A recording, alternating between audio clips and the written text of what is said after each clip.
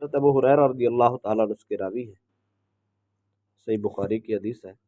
تاجدار کائنات صلی اللہ علیہ وسلم نے فرمایا یأتی علی الناس زمان لا یبال المرء ما اخذ منہ من الحلال ام من الحرام۔ رسول اکرم صلی اللہ علیہ وسلم فرماتے ہیں ایسا زمانہ بھی آئے گا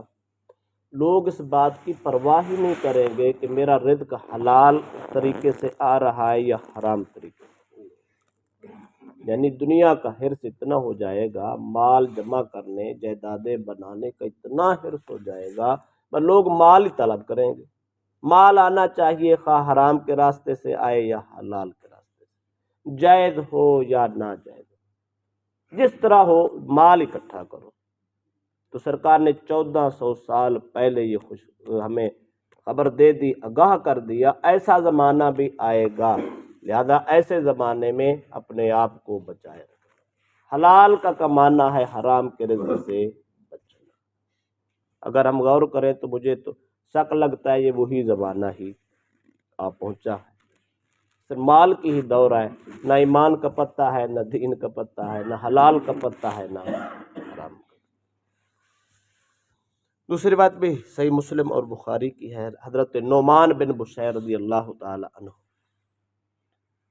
یہ انصار قبیلے کے سب سے چھوٹی عمر کے صحابی ہیں، یہ کوفے کے گورنر تھے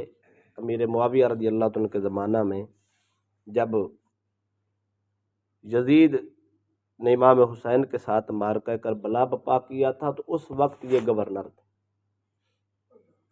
مسلم بن عقیل جب کوفے میں پہنچے تھے امام حسین کے قاصد بن کر، تو اس وقت نعمان بن بشیر نے ان کے مخالفت نہ کی، امام حسین کا مقابلہ نہ کیا، لوگوں کو نہ بھڑکایا، آرڈر بھی جاری نہ کیے،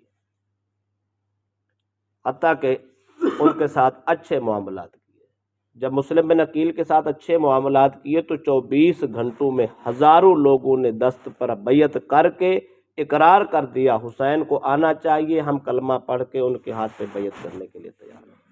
انہیں بڑی رعایت دی تھی، تو یزید نے ان کو پھر گورنری کے عہدے سے ہٹا دیا، اس نے پھر ابن زیاد کو لگا دیا، تو پھر اس نے واقعہ کربلا برپا کیا تھا۔ تو یہ وہ نعمان بن بشیر ہے، وہ فرماتے ہیں رسول اکرم صلی اللہ علیہ وسلم نے فرمایا الحلال بین والحرام بین وبینہما مشتبہات۔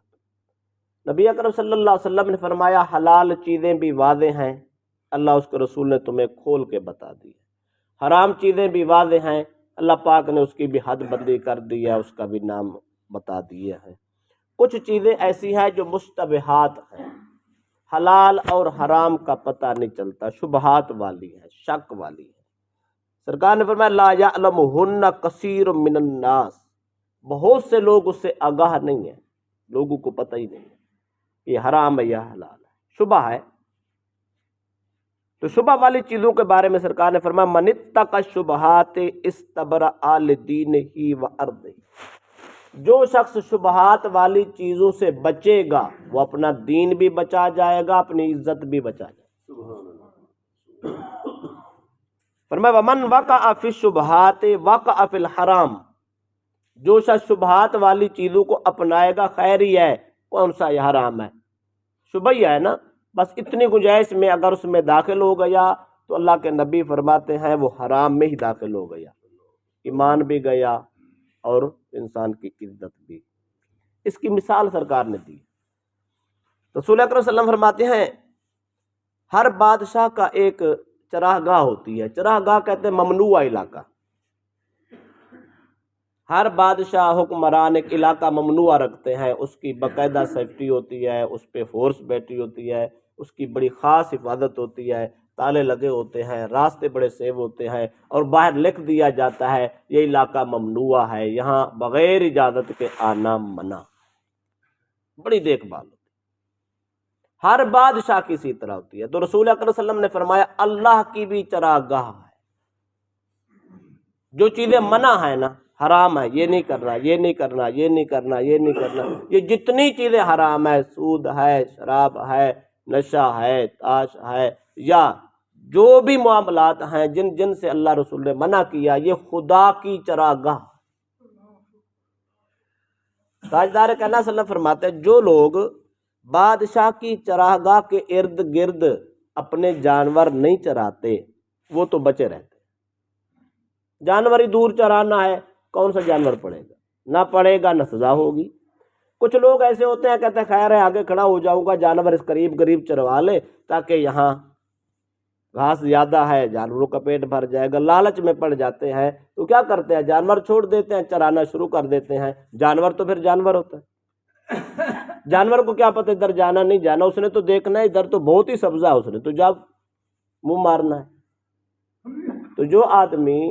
چراگاہ بادشاہ کی قریب قریب جانور چراتا ہے، بے شک وہ جتنی ہی کوشش کرے جانور پھر بھی اس چراگاہ میں پڑ جاتا ہے، جس کے نتیجے میں وہ آدمی حرام کا مرتکب ہوتا ہے، ممنوعہ علاقے میں داخلہ ہوتا ہے، جس کے بدلے میں اس کو سزا۔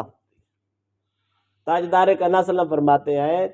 اللہ کا ایک مقرر کردہ چراگاہ حرام ہے، حد بندی کر دی، ادھر نہیں جانا نہیں جانا نہیں جانا۔ اس حرام کے ارد گرد کچھ شبہات کی چیزیں ہوتی ہیں، نہ ان کا حرام ہونا واضح ہوتا ہے نہ حلال ہونا واضح ہوتا ہے، بس شش در صورت حال ہوتی ہے۔ جو لوگ اس کے قریب قریب جانا چاہتے، کبھی لے لیا کبھی چھوڑ دیا، کبھی لے لیا کبھی چھوڑ دیا، سرکار فرماتے ہیں وہ بھی اسی چرواہے کی طرح ہے جو بادشاہ کی چراگاہ کے قریب جانور چراتا ہے، جانور پڑ جاتا ہے، نتیجے میں سزا کھاتا ہے۔ جو آدمی اللہ کے حرام کردہ چراگاہ کے ارد گرد پھرتا رہا، شبہات کی چیزیں استعمال کرتا رہا، نتیجہ اس کا یہ نکلے گا ایک نہ ایک دن وہ حرام کھا بیٹھے گا۔ حرام کے نتیجے میں اس کے ایمان کو بھی خطرہ، دین کو بھی خطرہ، اسلام کو بھی خطرہ، عزت کو بھی خطرہ، رب کی ناراضگی مول لے لے گا۔ لہذا کوشش کرنی چاہیے شبہات کی چیزوں سے بھی بچنا چاہیے، پرہیزگاری اسی کو کہتے ہیں۔ حضرت کعب الاحبار رضی اللہ عنہ تابعی ہے، جلیل القدر تابعی،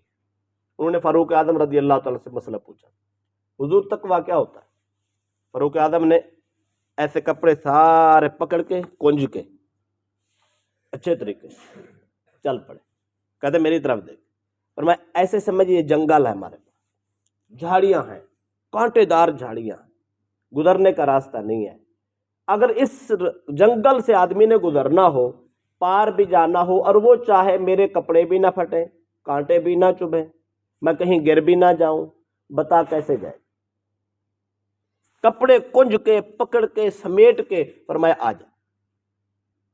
ادھر سے جاتے ہو سامنے جھاڑی ہے، ادھر سے آپ کبھی جنگل کا راستہ چل کے دیکھیں، کچھ تو راستے مقرر ہوتے ہیں نا، وہاں تو راستے بنے ہوتے ہیں، وہ نہیں، جہاں راستے بنے نہیں ہوتے اس جنگل میں چل کے دیکھیں تو کیا ہوتا ہے، آگے بوٹا ادھر بوٹا ادھر بوٹا، راستہ نہیں ملتا تو آدمی کیا کرتا ہے، ایک ایک قدم کا راستہ ہوتا ہے، آہستہ آہستہ نکل کے پھر ادھر نکل کے ادھر نکل کے ادھر نکل کے بڑی مشکل سے باہر جاتا ہے۔ کپڑے بھی بچانے ہیں، جسم بھی بچانا ہے کہ جسم زخمی نہ ہو جائے، کانٹے نہ چبھیں، کپڑے نہ پھٹ جائیں، یہ ساری چیزیں۔ فاروق اعظم نے فرمایا یہ دنیا جو ہے یہ جنگل ہے، اس میں بڑی بڑی جھاڑیاں لگی، حسد کی جھاڑی ہے، بغض کی جھاڑی ہے، دعوت کی جھاڑی ہے، لالچ کی جھاڑی ہے، حرام کی جھاڑی ہے، او بھائی یہاں تاش کی جھاڑی ہے، یہاں کرپشن کی جھاڑی ہے، نہ جانے کون کون سے کانٹے لگے ہوئے اس دنیا میں۔ اب ہم نے ان سے بچ کے نکلنا ہے، ہم نے منزل تک پہنچنا ہے، تو کیا کریں؟ کپڑے کنج لیں، نیت کنج لیں، زندگی کنج لیں، کاروبار سنبھال کے کریں، کاروبار کریں، کاروبار کے بغیر گزارے نہیں ہے، دکانداری کریں، دکانداری کے بغیر گزارا نہیں ہے، مزدوری کریں بھائی، مزدوری کے بغیر تو سسٹم نہیں چلتا، سارے کام کریں پر حرام نہ کھائیں۔ حرام کھانے والے آدمی کے رزق میں برکت نہیں رہتی۔ اس کی مثال ہم پہلے پڑھ چکے، میں ایک منٹ میں بتا دیتا ہوں۔ خاص طور پر سرکار نے فرمایا بازار جو ہے نا، بازار بری جگہ، ناپسندیدہ جگہ، تو مسجد سب سے اچھی جگہ ہے، پسندیدہ جگہ۔ سرکار نے فرمایا بازار میں کم جایا کرو، مسجد میں بار بار جایا۔ کیوں؟ وہ ناپسندیدہ جگہ ہے، یہ پسندیدہ جگہ۔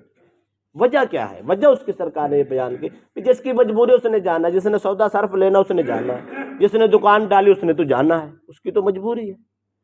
لیکن وہ جگہ اتنی خطرناک ہے، سرکار نے فرمایا وہاں لوگ جھوٹیاں قسمیں کھاتے، تاجر جھوٹی قسم عادتاً کھاتے ہیں، زیادہ قسموں کی وجہ سے، جھوٹی قسموں کی وجہ سے، گاہک کو کیل کرنے کی وجہ سے، جب وہ کثرت سے جھوٹیاں قسمیں کھاتے ہیں، لوگوں کو مال لوٹ لیتے ہیں، سرکار نے فرمایا اس آدمی کے کاروبار میں، تجارت میں، مال میں برکت نہیں رہتی۔ آگے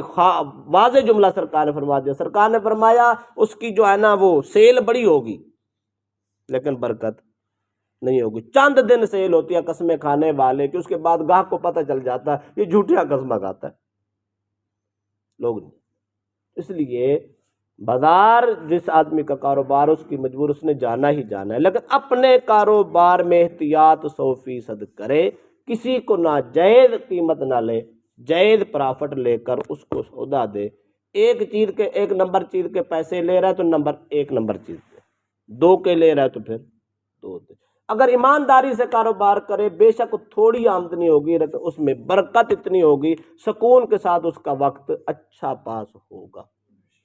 بہت سے کاروبار ہو، بہت سی آمدنی ہو، حرام اس میں شامل ہو رہا ہے، سکون کبھی نہیں ہو سکتا۔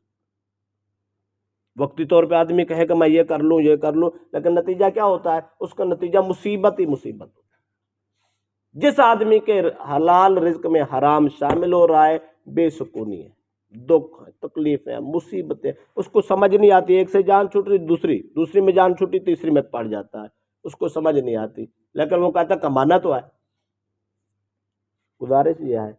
ہر آدمی اپنے شعبے میں احتیاط کرے، بہترین طریقہ احتیاط کر گئے تو ہم اس دنیا کے جنگل سے، جھاڑیوں سے نکل کے آہستہ آہستہ کپڑے جسم بچا کے، ایمان بچا کے ہم دنیا سے جائیں گے۔ اگر ہم نے احتیاط نہ کی، خواہ مولوی ہے، خواہ پیر ہے، خواہ فقیر ہے، جو بھی ہے، اللہ یہ نہیں دیکھتا یہ کون ہے، جبہ دستار ہے، یہ نہیں دیکھتا، رب یہ دیکھتا ہے اس نے احتیاط کتنی کی، جتنی احتیاط اتنی ایمان۔ لہذا ہم سب کو احتیاط کرنی ہے، ہر شعبے میں احتیاط کرنی ہے، ہر کام میں احتیاط کرنی ہے، انشاءاللہ احتیاط کریں گے۔